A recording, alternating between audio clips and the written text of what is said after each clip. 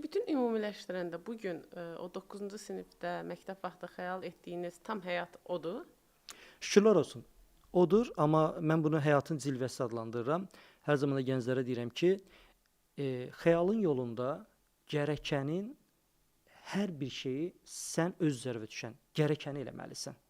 O anda hansı elmlə, hansı biliklərə edinməlisən, onu edinməlisən və hansı fəaliyyətlərdə olmalısınsa, onu eləməlisən. Əgər sən bunu etdiyin, o səviyyə deyirəm, o səviyyədə etdiyin anda həyatda iki hissi yaşayacaqsan. Bir, ilahi qüvvəni hiss edəcəksən. Bəzi şeyləri, bəli, bu şeyləri mən elədim deyə bilərsən. Amma o nöqtəni edirsənsə gərəkəni, yəni 100% etməli olduğun, o 98% edirsənsə, onun o son faizini görəcəksən ki, ilahi qüvvə tamamlayır. Yəni, bizdə buna şans deyirlər, elə deyil. Sən uğur qazanmaq üçün gərəkən hər bir şey edəndə həyat gəlir səni məhz o nöqtəyə oturtmaq üçün bir çox hadisələr bir-birini tapır. Və o anda başa düşürsən ki, bu mən deyildim. Burada bir ilahi qüvvə rol oynadı. Bunu hiss edəcəksən.